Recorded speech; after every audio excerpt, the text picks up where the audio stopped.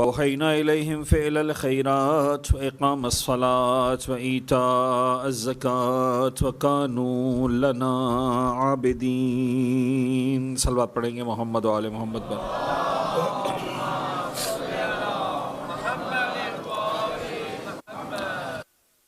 عزیزان گرامی، عبادتیں جتنی بھی ہیں شریعت میں فقہی مسئلہ کے حوالے سے بات عرض کروں، جتنی بھی عبادتیں ہیں اس کو اگر ایک زاویہ نظر سے دیکھا جائے تو یہ دو طرح کی عبادتیں ہیں.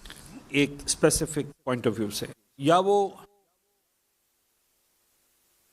میں سے کیا کہوں یونٹ عبادتیں ہیں یا کمپاؤنڈ عبادتیں ہیں.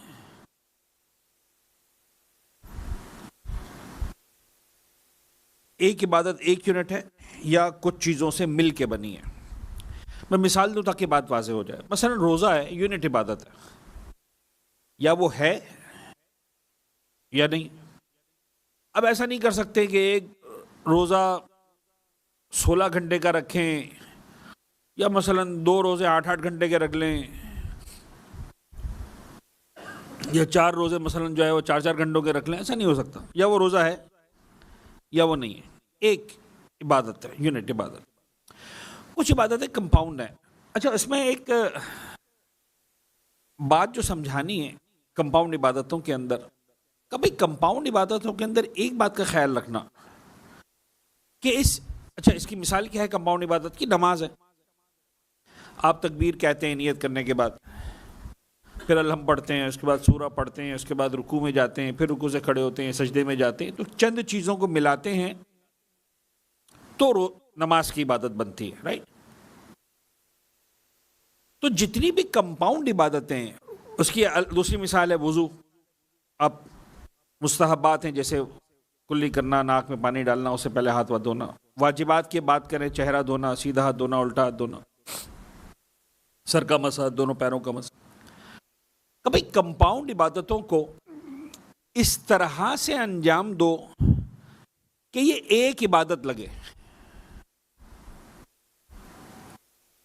کمپاؤنڈ عبادتوں کو ایسے انجام دو کہ یہ ایک عبادت لگے. یہ لگے کہ ہاں یہ ایک چیز ہے. اتنا فاصلہ مت کر دو، اتنا دور دور مت کر دو کہ سمجھ میں نہ آئے کہ یہ ایک عبادت ہو رہی ہے. اچھا عزیزان گرامی، یہ ایسی چیز ہے، میں آپ کو سمجھاؤں.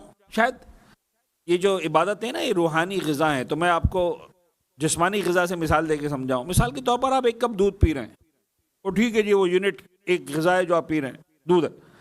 لیکن مثال کے طور پر جناب علی، آپ فرض کریں جناب علی کہ مثلا بریانی کھا رہے ہیں، حلیم کھا رہے ہیں مثلا. تو اب حلیم کے اندر یہ نہیں چلے گا کہ صاحب ایک طرف گیہوں آ رہے ہیں، ایک طرف جناب علی جو ہے مسالہ آ رہا ہے، ایک طرف نمک آ رہا ہے. اس کو بھائی ایسا ملاؤ کہ یہ ایک لگے. اگر الگ الگ ہوگا، وہ سارے اجزاء اگر میں نے ایک پلیٹ میں رکھ دیے، تھوڑے سے ادھر سے گیہوں، اور تو اب نہیں وہ بنے گا، وہ حلیم نہیں کہلائے گا. وہ ایک ہونا چاہیے. اس طرح تمہاری عبادت بھی ایک ہونی چاہیے، درمیان میں اس کے فاصلہ نہیں ہونا چاہیے. اچھا، ہمارے مولوی صاحبان کی زبان میں یہ جو ہم نے کہا کہ اس کے سارے اجزاء کو جوڑ کے رکھو، ملا کے رکھو، دیٹ از کالڈ موالات. یہ ہماری ایک ٹیکنیکل لینگویج ہے، حوزے کی یا فرض کریں توضیح المسائل کی. آپ کو یہ لفظ یاد نہیں رہا ہے تو کوئی مسئلہ نہیں. یہ بات سمجھ میں آنی چاہیے کہ ان تمام اجزاء کو آپ نے ملا کے انجام دینا. یعنی ایسا نہیں کہ آپ صاحب آپ نے ایک رکعت پڑھی نماز، آپ نے کہا تھوڑا تھک گئے، تھوڑا سا ریسٹ کر لیتے ہیں 2-4 منٹ کا، اس کے بعد دوسری رکعت پڑھتے ہیں. اب پھر تھک گئے تو مثلا جو ہے 2 منٹ بیٹھ جاتے ہیں، آرام کرتے ہیں، اس کے بعد تیسری رکعت پڑھتے ہیں. نہیں چلے گا. یہ آپ کو چاروں رکعتیں، اگر 4 رکعت کی نماز ہے، 3 رکعتیں، 2 رکعتیں ایک ساتھ پڑھنی. وضو آپ نے کہا صاحب چہرہ دھو لیا، ہاتھ دھو لیا، تھوڑا صبر کرتے ہیں یار، 10 منٹ کے بعد الٹا ہاتھ دھوئیں گے. نہیں چلے گا. آپ نے اس کو ملا کے انجام دینا. اچھا، اس کے اندر معیار کیا ہے؟ تو معیار یہ ہے کہ ایسا لگے کہ یہ ایک عبادت ہے بس. لہٰذا اگر تھوڑا بہت گیپ آ رہا ہے تو مسئلہ نہیں ہے. یعنی مثال کے طور پر فرض کریں جناب علی، آپ وضو کر رہے تھے، فون آ گیا آپ کا، آپ نے فون ریسیو کیا، آپ نے کہا کہ یار تمہاری کال آ رہی تھی، میں نے جو ہے وہ میں وضو کر رہا ہوں، 2 منٹ میں کال کرتا ہوں. یہ کہہ کہ آپ نے فون بند کر دیا وضو کے بیچ میں. تو کیا وضو ٹوٹ گیا آپ کا؟ جواب ہے کہ نہیں. یہ اتنی دیر سے کے لیے آپ نے جو ہے وہ وضو کو ڈسکنیکٹ کیا، یہ اتنا ٹائم نہیں کہ ہم کہیں کہ صاحب آپ نے الگ الگ کر دیا عبادت کو. آپ کا وضو بالکل صحیح ہے. یہ ایسا ہی جیسے آپ وضو کرتے ہوئے یہاں پہ کھڑے ہوتے ہیں بیسن پہ تو باتیں کر رہے ہوتے ہیں کسی کے ساتھ. آپ بھی وضو کریں برابر دوسرا شخص وضو کر رہا. تو جس طرح برابر والے سے بات کر رہے تھے اس طرح آپ نے کس سے بات کی؟ فون پہ بات کر لی. دیٹس نو وری. ہاں آپ وضو چھوڑ کے 10 منٹ فون لے کے سائڈ پہ چلے گئے, وہ الاؤڈ نہیں ہے. بات سمجھ آ رہی؟ تو اگر اس طرح سے آپ نے تھوڑا سا گیپ دے دیا, یا مثال کے طور پر آپ نے وضو کیا, مثلا جہاں پر وضو خانہ بنا ہوا ہے, رش ہے, لوگ وضو کرنے کے لیے آ رہے ہیں, آپ نے چہرہ دھویا, دونوں ہاتھ دھوئے, اور آپ الٹے ہاتھ پہ ہاتھ پھیرتے ہوئے آپ باہر آ گئے, اور آپ نے مثلا مسجد کے صحن میں آ کے, یا مثال کے طور پر امام بارگاہ میں آ کے, یا اندر آ کے آپ نے مسا کیا, تو کوئی مسئلہ نہیں ہے. یعنی کوئی بھی دیکھنے لگے گا تو یہ کہے گا کہ ہاں یہ وہی وضو ہے, درمیان میں کوئی بہت لمبا چوڑا آپ نے گیپ نہیں ڈال دیا ہے, ٹھیک ہے نا. تو اس سے آپ کا وضو صحیح رہتا ہے. نماز کے دوران بھی مثال کے طور پر جناب علی, ہاں نماز میں آپ کو کال ریسیو کرنے کی اجازت نہیں ملے گی, کیونکہ نماز میں بات چیت کرنے سے نماز باطل ہو جاتی ہے. تو ویسے اگر آپ مثال کے طور پر جو ہے وہ کسی وجہ سے آپ 1 سیکنڈ کے لیے ٹھہر گئے, آپ نماز پڑھ رہے تھے گھر کے اندر, خاص طور پر اس طرح کے واقعات پیش آتے ہیں, بچے کھیل رہے گھر میں, بچے آگے ٹکرا گئے آپ سے, آپ تھوڑا ہل گئے, آپ رک گئے, تھوڑا سا سیٹل ہوئے ایک مرتبہ, اور اس کے بعد دوبارہ آپ نے جو ہے وہ نماز کو وہیں سے کنٹینیو کیا جہاں سے روکا تھا. مثلا ایاک نعبد و ایاک نستعین بھی آپ رکے تھے, تھوڑا سا جھٹکا لگا, آپ رک گئے, آپ نے دوبارہ ایاک نعبد و ایاک نستعین اہدنا الصراط, صحیح ہے, کوئی مسئلہ نہیں, آپ کی نماز صحیح مانی جائے گی. اس طرح کے اگر چھوٹا موٹا گیپ آتا ہے.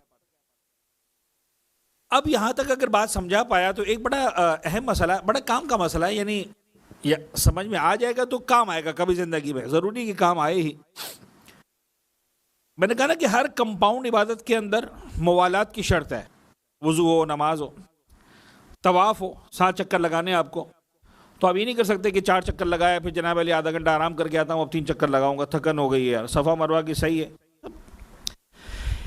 ایک عبادت ایسی ہے کہ جو ہے کمپاؤنڈ لیکن اس کے اندر موالات کی شرط نہیں ہے, اور وہ عبادت ہے غسل. 99% کیسز میں ایسا ہوگا نہیں کہ انسان غسل کرتے کرتے ساروں گردن دھوئے اور کہے میں تھک گیا اور آدھے گھنٹے بعد دوبارہ بدن کا دائیں ایسا دھونے کے لیے. لیکن اگر آپ نے کیا تو دین آپ کا غسل باطل نہیں کرے گا. پتہ نہیں اپنی بات سمجھا پا رہا ہو کہ نہیں. دین کو پرابلم نہیں ہے. ہاں آپ سر و گردن دھوئیں, سیدھا حصہ دھوئیں, بایاں حصہ دھوئیں, غسل مکمل کر لیں, ٹھیک ہے. لیکن آپ کو ہمارے والے مسائل نہیں پتا نا, آپ دبئی میں رہتے ہیں, ہم کراچی میں رہتے ہیں. اب مثال کے طور پر جناب علی سر و گردن دھویا تھا, پانی چلا گیا. اب آپ کو نہیں پتا کہ یہ درد کیا ہوتا ہے, اللہ کرے پتا نہ بھی چلے, اللہ کرے ہمارا درد بھی ختم ہو جائے, بلکہ دنیا میں ہر ایک کا درد ختم ہو جائے, ٹھیک ہے نا. اب مثال کے طور پر جناب علی پانی چلا گیا, یا پیغمبر کے دور میں جائیں جہاں پر برتنوں میں پانی ہے. فرض کریں جس برتن سے آپ غسل کر رہے تھے, ایک ایک قطرے پر جو ہے وہ جھگڑا ہے. فرض کریں آپ سر و گردن دھویا, آپ نے جناب علی پیر لگا, پانی بہ گیا. اب پانی اگلانے کے لیے آپ کو آدھا گھنٹہ چل کے جانا ہے, کنویں سے ڈول بھر کے واپس لانا ہے. تو یہ مسئلہ وہاں بڑا کام کا مسئلہ تھا. ممکن ہے آپ کہیں کہ صاحب ہمارے ہوتے ہوئے ہمارے شہر میں مثلا دبئی میں, شارجہ میں, یو اے ای میں مثلا کام کا مسئلہ نہیں ہے, لیکن ایسا نہیں کہ دنیا میں کوئی جگہ ایسی نہیں جہاں یہ مسئلہ کام کا نہیں. سر و گردن دھل گیا, آپ کا دھل گیا. اب اگر فرض کریں دوبارہ پانی مہیا ہوا آدھے گھنٹے کے بعد, اب آدھے گھنٹے کے بعد دائیں ایسا دھو لیں, فرض کر لیں مثال, پھر پانی جو ہے وہ ناپید ہو گیا, کوئی مسئلہ نہیں. پھر جناب علی جو ہے وہ اگلے مرحلے میں 10 منٹ کے بعد, آدھے گھنٹے بعد آپ بائیں ایسا دھو لیں, تو آپ کا غسل کم از کم شرعاً صحیح مان لیا جائے گا. شریعت اس غسل کو باطل نہیں مانتی. اگر اپنی بات سمجھا پائے تو ایک سلوات پڑھیں محمد والے محمد.